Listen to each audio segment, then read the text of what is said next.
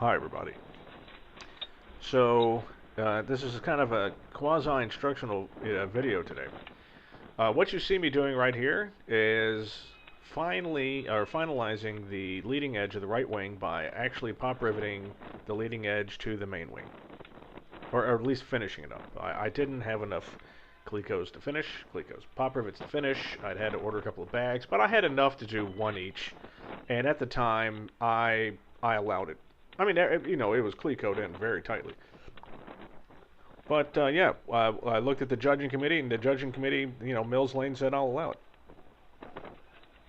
Love you, Mills. So yeah, just finishing that up there, and then we're just gonna be moving on to a couple other things. In that same shipment where I got those bags of pop rivets, I also got the missing nut plate that I needed for the attach strip. So after that's on, I'll be able to attach the fuel tank. So a little bit about that, and what that's talking about is time management. So time management.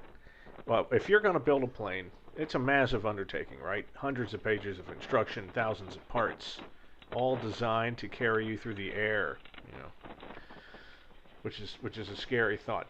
And organization is key. And you can be one of these people that says, okay, I'm going to start on page one, instruction one, and I'm going to go straight through the instructions. I'm not going to vary. I'm not going to jump around. And good for you. Some people need that, and I would encourage that.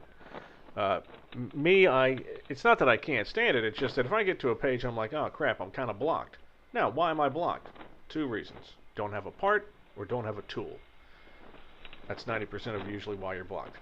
Uh, or you're waiting for fiberglass to dry, basically. You're waiting for the resin to harden. That's the only things I can really think of is why you wind up getting blocked. You know, you do the fuselage, you put everything on, you're like, what am I blocked with? Oh yeah, getting an engine. So when you're blocked, if you have to stop and wait, that's fine. If that's how you do things, that's great. Me, I just go to the next page. Well, what I do is I put a big sticky note down that says, hey, not done. I go to the next page and I see if I can start building something else. Like I started the wings with the ailerons and the flaps. I didn't do the main wing itself. I jumped around. I'll admit to it.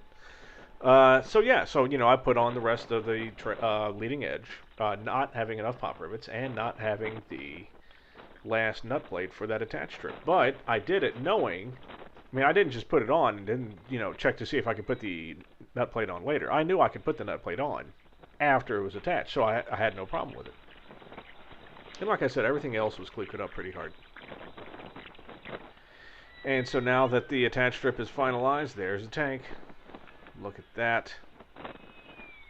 One thing, though, don't. So yeah, so now that I've got that other tank on, now I've got to put the, screws on from the inside. Well, there's not a lot of room in between there.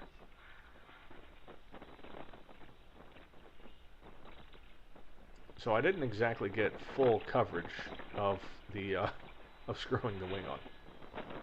Anyway, but I'm very happy with it.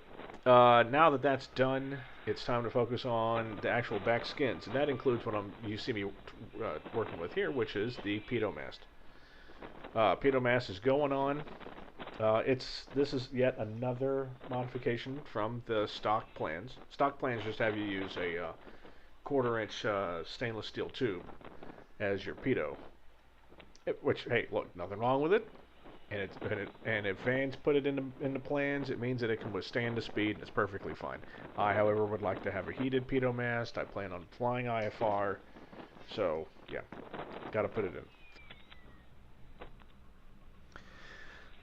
So yeah, I mean, when we talk about the time management, back to that just real quick before we finish this video, as you see me starting to work with the back skins, you're gonna jump around. You just can't. If you think that you can do this whole plane start to finish as the instructions say, that's great, and you can, but it's gonna take you forever.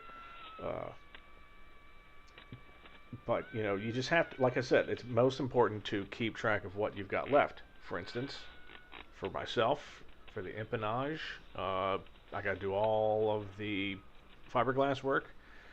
Uh, and then I actually have to put it together, which is, and I still have to do the counterweights for the elevators. Um, for the wings, well, I mean back skins and fiberglass, and I've got to do a bunch of extra wiring stuff, which is going to be a blast.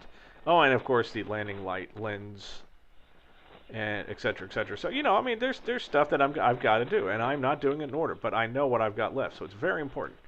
Can't emphasize enough how important organization is in a big freaking mess like this.